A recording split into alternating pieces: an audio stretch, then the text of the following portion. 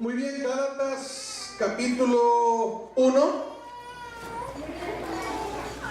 Y vamos a leer el versículo 6. Gálatas capítulo 1, versículo 6. ¿Todos lo tienen?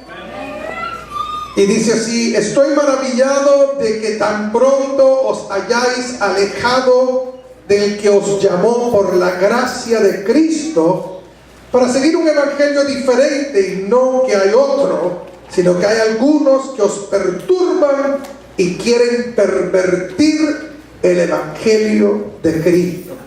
Y aquí, en estos versículos, estamos leyendo el tema por el cual el apóstol Pablo escribe esta epístola o carta a los Gálatas. Este es el tema.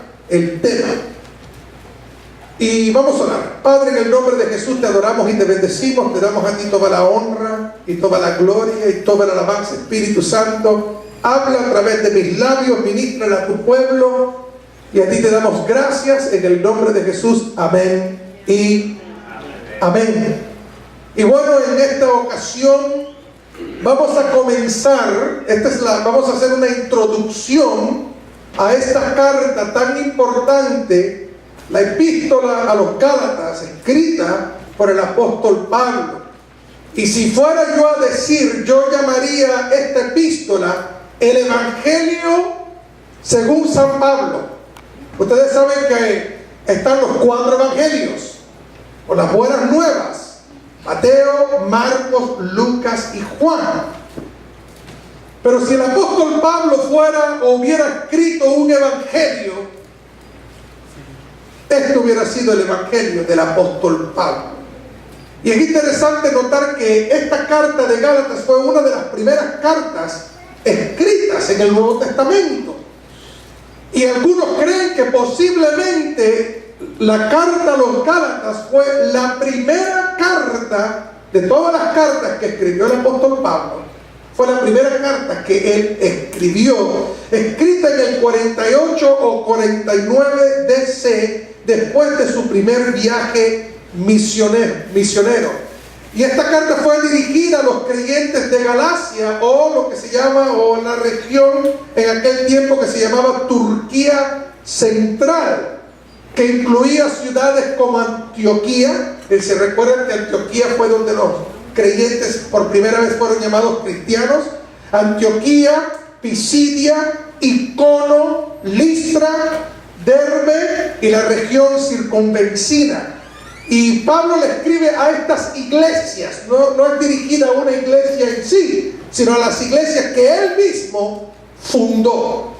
Y si vamos a hablar del tema principal, el tema principal es una salvación radical, gratuita, y solo por gracia y por fe en Cristo Jesús. Ese es el tema.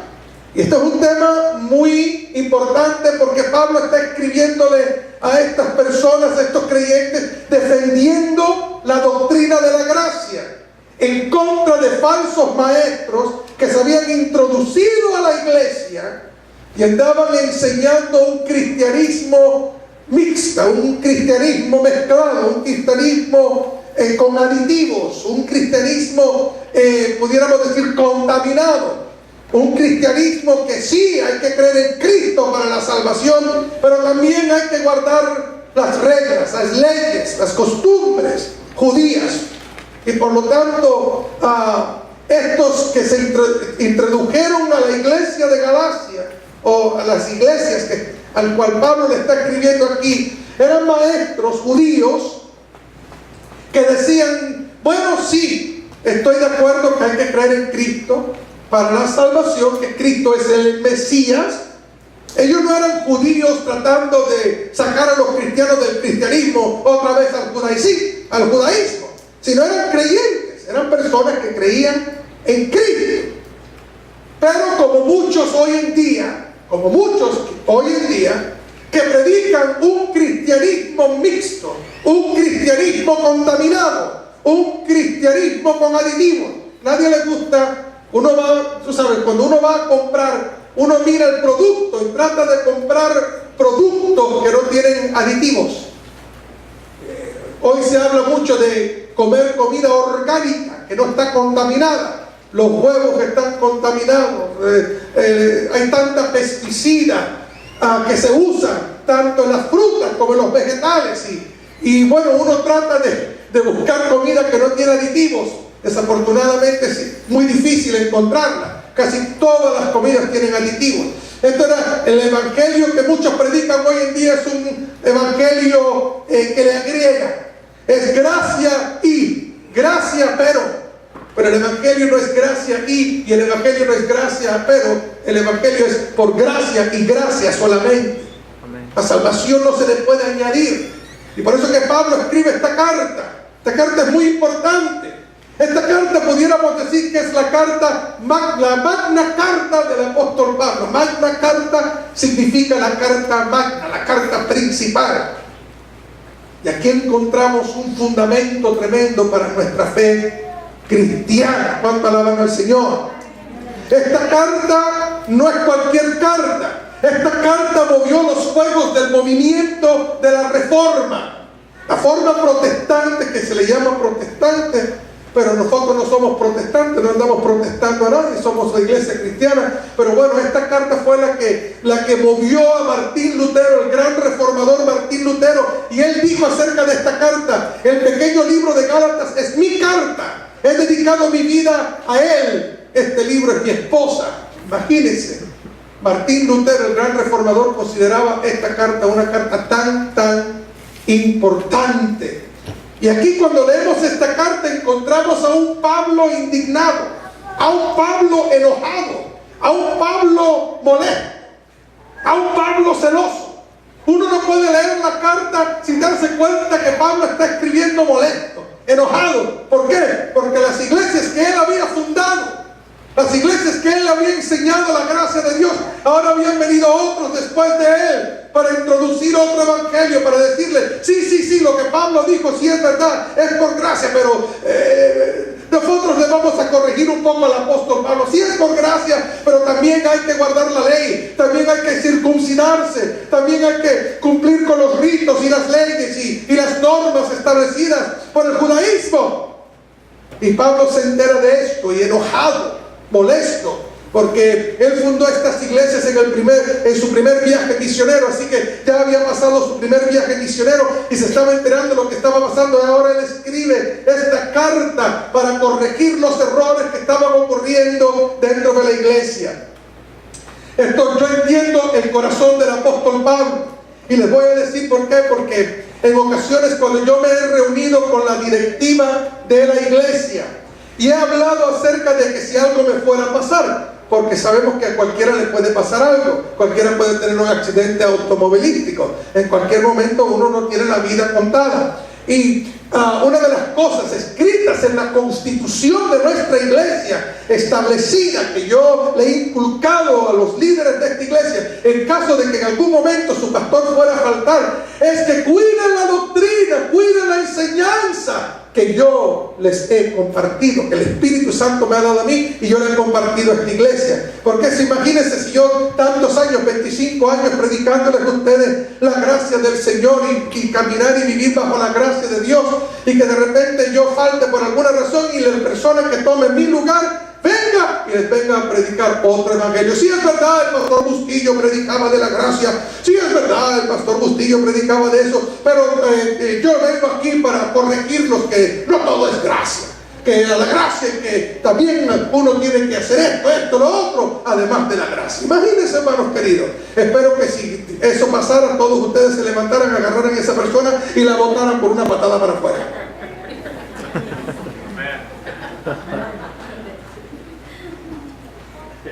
Y ese es el problema, que a veces algunas iglesias, estaba hablando con una persona recientemente que perdieron el pastor fundador de su iglesia y ahora han tenido como 3, 4 pastores sucesivamente, y lo que ha pasado es que vienen estos nuevos pastores a la iglesia y obviamente cada uno tiene su concepto, su forma de pensar, y no es un discípulo del fundador. Y entonces lo que ocurre es que se trae fuego extraño y trae confusión.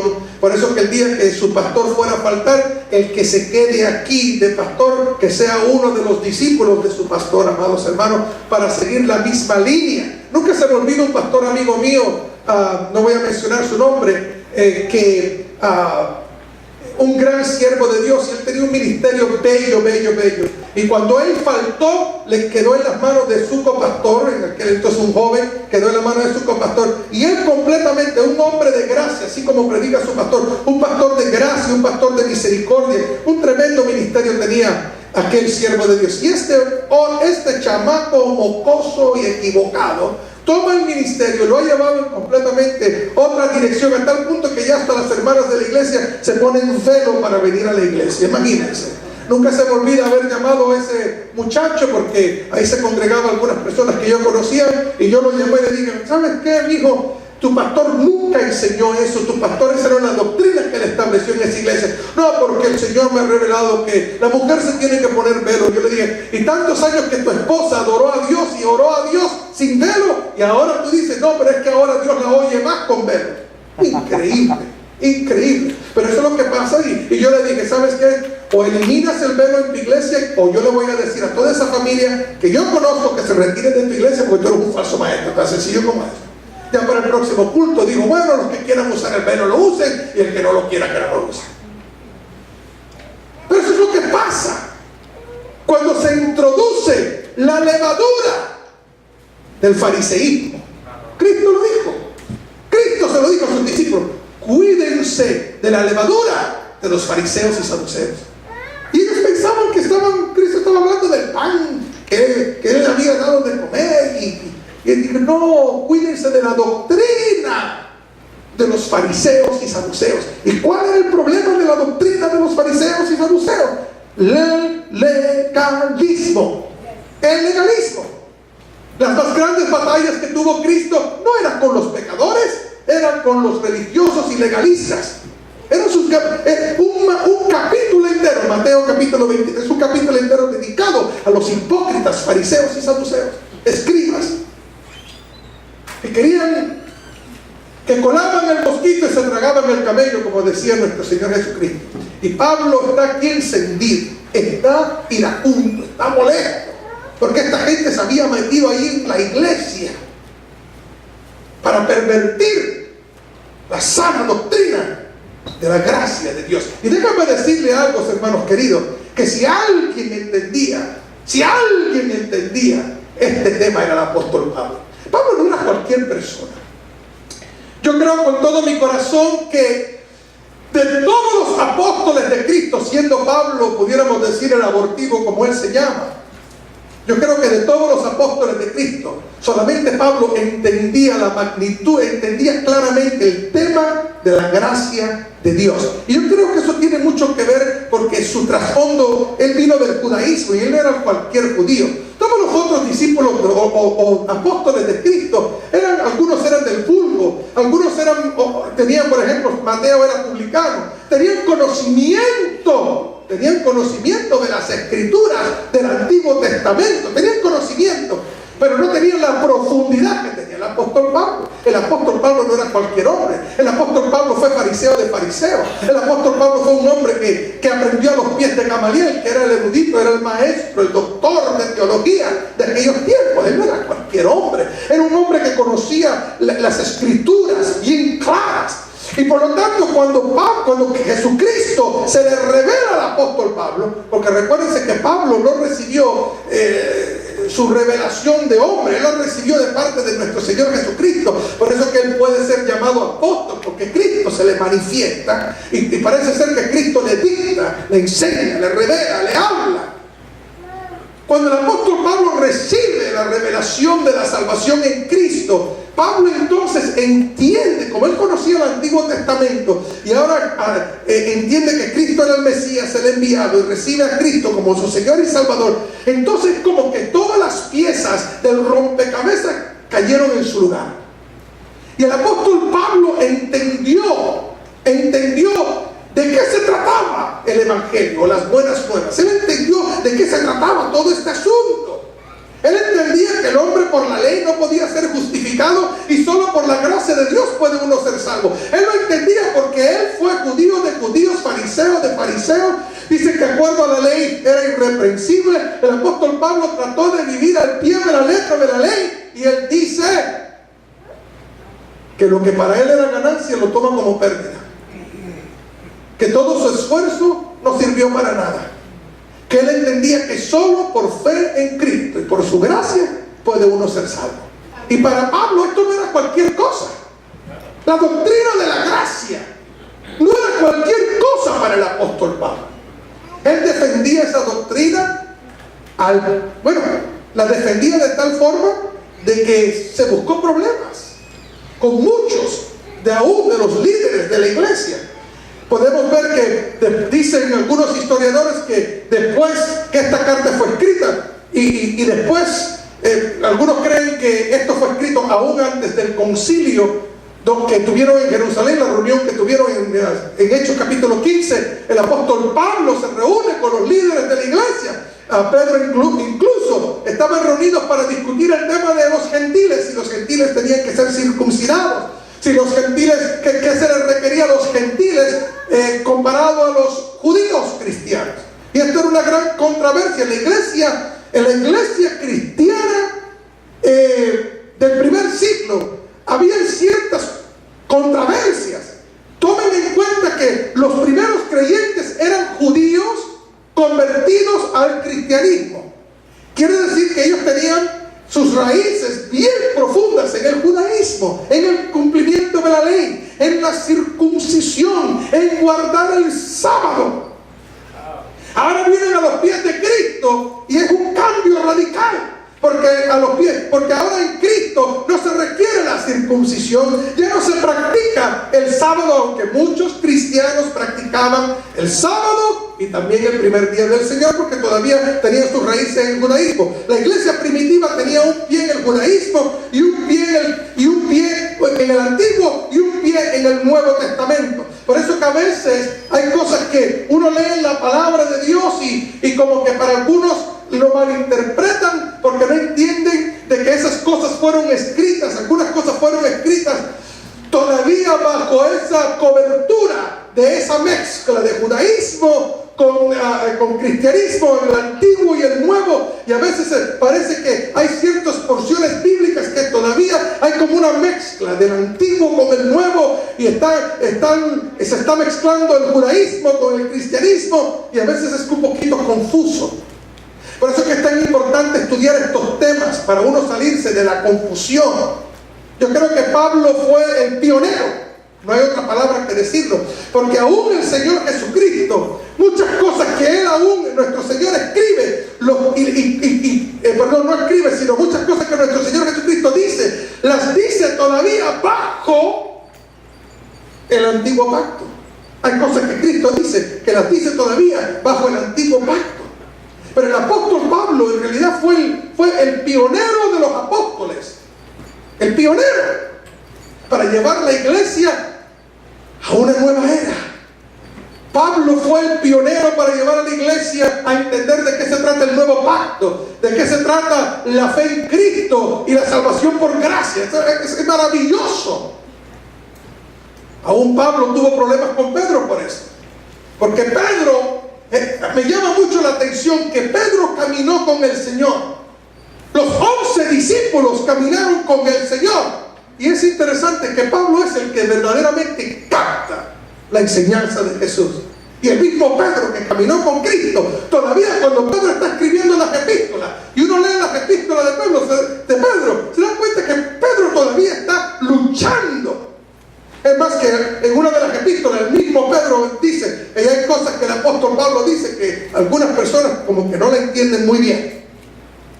El mismo apóstol Pedro, Cristo le tiene que revelar el lienzo lleno de animales inmundos y le dice, Pedro, mata y come. Y Pedro dice, Señor, jamás nada inmundo ha tocado mis labios. Y estamos hablando ya de cuántos años después que él caminó con Cristo, después que él recibe el Espíritu Santo, cuántos años ya después de todo eso, y todavía Pedro estaba preocupado de qué entraba en su boca.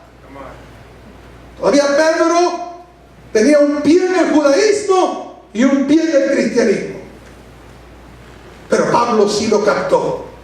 Pablo, cuando se convierte, como que el Espíritu Santo le trae a memoria todas las escrituras que él había leído en el Antiguo Testamento y empezó a entender a través de la luz de Cristo todo lo que eso significaba. Y bueno, el apóstol Pablo es mi héroe después del Señor Jesucristo. Él es mi héroe. Y esta epístola es la epístola de la gracia de Dios. Y Pablo estaba encendido. ¿Por qué?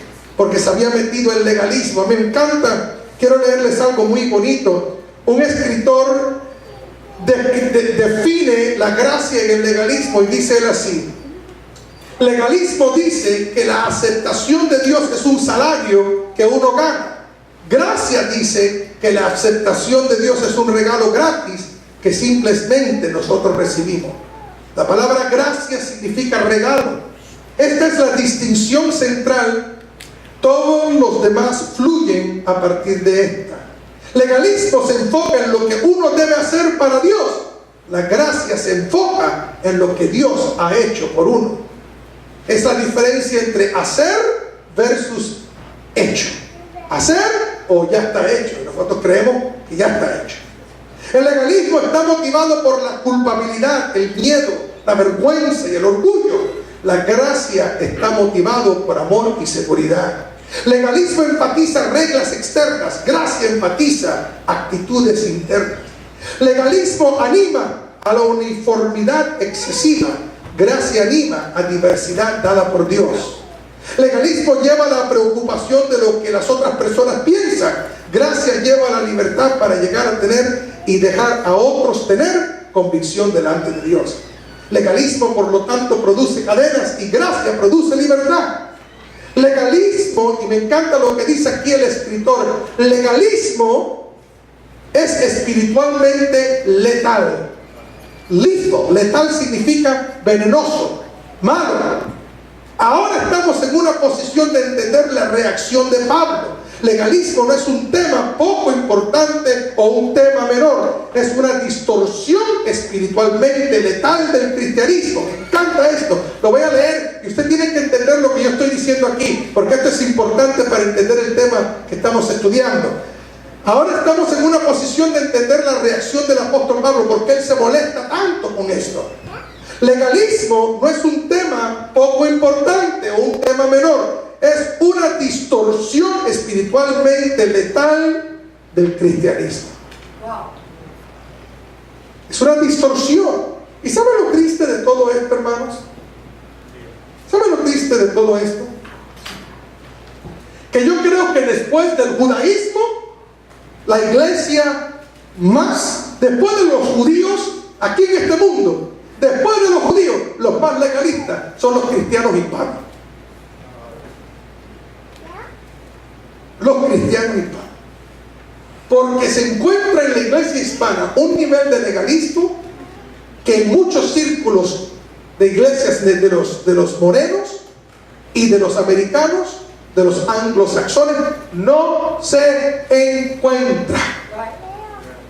No se encuentra. Nosotros los cristianos, yo no me incluyo en ese grupo, y esta iglesia tampoco. Pero hay cristianos hispanos por ahí que honestamente que lo único que les falta es renunciar a Cristo y simplemente convertirse al judaísmo, porque ya no se sabe ni qué son. Ya hasta es pecado decir Jesús, les dicen Yeshua. Cantan en hebreo, tocan el shafar como hebreos, se tapan la cabeza como hebreos. Increíble, increíble. Es triste decirlo, pero hay tantas iglesias cristianas hoy en día que pervierten el evangelio de Jesucristo. Y estos que se introdujeron a la iglesia de Galacia no eran personas malas.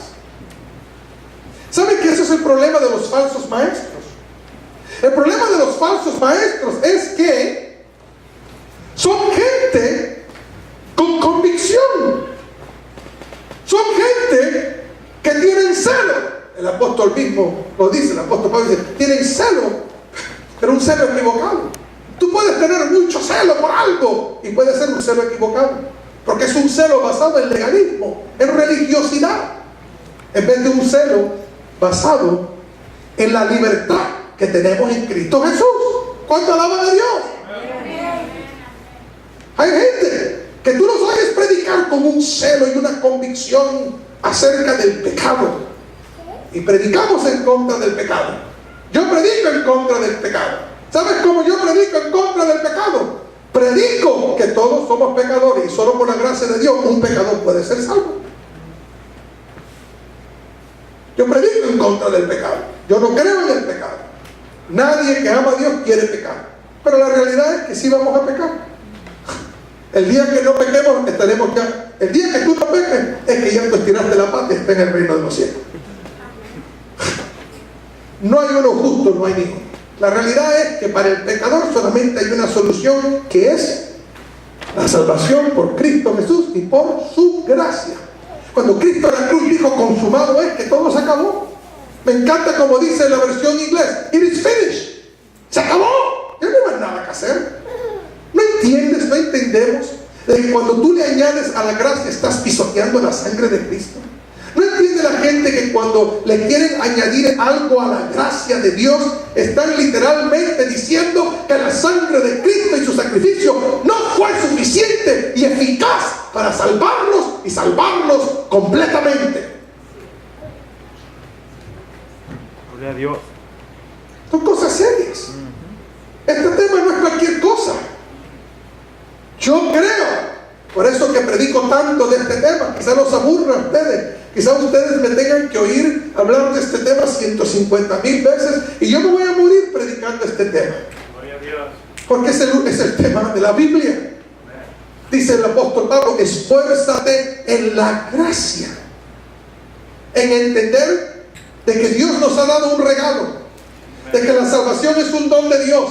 Qué triste cuántos cristianos viven agobiados, atemorizados, inseguros, oprimidos, porque no saben si se van a salvar o no. Porque la salvación en sus iglesias está basada en que si se ponen una telita en la cabeza no se la ponen, en que si se ponen pantalones o vestidos, o que oyen tal tipo de música y otras cosas que les imponen a los creyentes como parte de las reglas. Y lo interesante es que cada iglesia tiene su lista diferente de las reglas de qué y qué no se puede hacer. Entonces imagínate, yo voy a la iglesia de la esquina y ellos tienen su propia lista, pero si cambio de iglesia, ellos tienen su propia lista, y cada iglesia tiene su propia lista. Y cuando estamos hablando de que la Biblia registra más de 677 pecados, imagínate, ¿quién pudiera decir: yo por lo menos he quebrantado 600, no sé los otros 77, pero por lo menos 600 he quebrantado? Entonces, ¿cómo un pecador como yo puede entrar en el cielo si no es por la gracia de Dios? Y quizás usted es más santo que yo, pero más que ha quebrantado 10.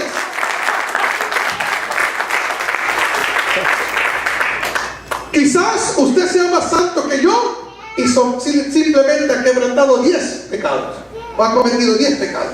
Quizá usted es más santo que ese que quebró 10, y usted dice: yo nada más que he quebrado un pecado. Pero ¿sabías tú que por ese pecado no entrarás en el reino de los cielos? Por ese pecado. Cristo le dijo al hombre rico: una cosa te falta. Una cosita. Ven, vende todo lo que tienes, dáselo a los pobres y ven y sígueme. ¡Auch! Se fue triste. Un pecadito le cerró las puertas del cielo. Un pecadito le cerró las puertas del cielo. Ahora imagínate tú, que eres tremenda, y yo, que soy peor que tú. Entonces, como dijo el apóstol Pedro, entonces, ¿quién puede ser salvo? Para el hombre es imposible. Dile que está a tu lado: para ti es imposible. Déjate de cuento, déjate de cara de santurrón, que tú de santo no tienes nada aparte de Cristo. Entonces, ¿quién puede ser salvo? Jesús dijo: para el hombre es imposible, pero para Dios todo es posible. Y Él mandó a su Hijo unigénito a este mundo para que en esa cruz llevara tus pecados y llevara mis pecados, para que por su llaga tú y yo fuéramos curados. ¡Oh, gloria al Señor! Si tú no entiendes eso, tú no entiendes este asunto del cristianismo. Olvídate que si tú no entiendes la gracia de Dios, si tú no entiendes la gracia de Dios, tú no entiendes de qué se trata el Evangelio, porque el Evangelio son buenas noticias. Y la buena noticia es que para el hombre pecador hay un medio de salvación. Jesús dijo: yo soy el camino y la verdad y la vida. Nadie viene al Padre sino por mí. La encarnación es un hermoso misterio. Dios se encarna. ¿Sabe por qué Dios se encarna? No pudo Dios simplemente aparecer de la nada. No pudo Dios simplemente aparecer como se le apareció el Señor a Abraham y a otros. ¿Por qué el Señor simplemente no se apareció en la tierra? ¿Por qué se tuvo que encarnar? ¿Por qué tuvo que nacer de la Virgen María? ¿Cuál fue el propósito de todo eso? Porque hay que entender el propósito por el cual Cristo vino. Si tú no entiendes esto, no entiendes nada.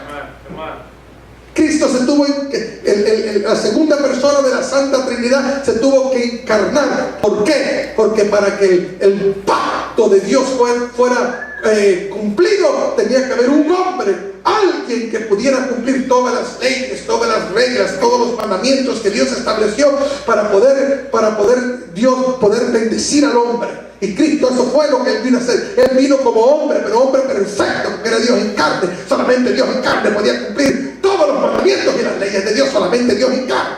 Y tú ni eres Dios ni yo soy Dios. Solamente Cristo es Dios. Amén. Y Él vino a este mundo y Él fue Dios en carne. Él cumplió todas las letras de la ley. Él cumplió la ley por nosotros, lo que nosotros no podíamos hacer por ser pecadores y tener esa naturaleza pecaminosa. Cristo lo cumplió por nosotros. Y no solamente cumplió la ley por nosotros, sino dio un paso aún más allá. Todos tus pecados y los míos, como el Cordero de Dios que quita el pecado del mundo, y en la cruz Él los llevó. ¡Oh, qué inmenso es lo que Cristo hizo por nosotros! Él cumplió la ley por nosotros para que se pudiera establecer ese nuevo pacto entre Dios y los hombres. No solamente eso, sino Él llevó tus pecados y los míos en la cruz del Calvario. Y en la cruz, cuando Él dice: it is finished, consumado es, se completó todo, Él lo hizo. Por lo tanto, cada vez que tú y yo, siendo cristianos, queremos tratar de congraciarnos con Dios, tratando de ganarnos el favor de Dios, estamos insultando el Espíritu de gracia. Dios no te puede amar más y menos de lo que te ama hoy. El amor de Dios no está basado en your performance. El amor de Dios no está basado en lo que haces o no haces. Él te ama perfectamente porque Él te ve a través del sacrificio perfecto de Cristo en la cruz del Calvario. Cuando tú entiendas eso, vas a tener libertad. Cuando tú entiendas eso, vas a descansar. Por eso es que Pablo el escritor de Hebreos, dedica tanto tiempo hablando de que cuando hemos creído en Cristo, entramos en su reposo. Ya yo reposo de las obras, ya yo descanso en su gracia. Soy libre. Si el Hijo se hiciera libre, ciertamente seréis libres. Yo no tengo que ganarme nada, yo no tengo que trabajar por nada. Todo lo que hago por el Señor lo hago por agradecimiento, lo hago porque lo amo, lo hago porque tengo su Espíritu que me conduce, me motiva y me mueve a vivir para el Señor como se debe vivir. Amén. Pero nunca, de los nunca lo hago pensando que haciéndolo yo me gano un cacho más del cielo. O si cuando me muera en la balanza he hecho más buenas cosas que malas cosas. Mi hermano querido, no importa cuán santo tú has sido, en la balanza siempre vas a quedar corto. Así es. Siempre. Y si no es porque eres salvo por Cristo, ninguno de nosotros por cara bonita entramos en eso. De eso se trata este texto. De eso se trata esta hermosa carta de 6 capítulos que vamos a estar estudiando por un buen tiempo. Y que el Señor nos ayude para poder desarrollarlo en una forma que sea de mucha bendición para nuestra vida. ¿Aprendieron algo? Pues yo sé que entré en algunos temas un poquito profundos ahí, pero espero que usted lo haya captado y lo va a ir captando en el desarrollo de este mensaje. Amén. Amén. Puestos de pie, aquí terminamos.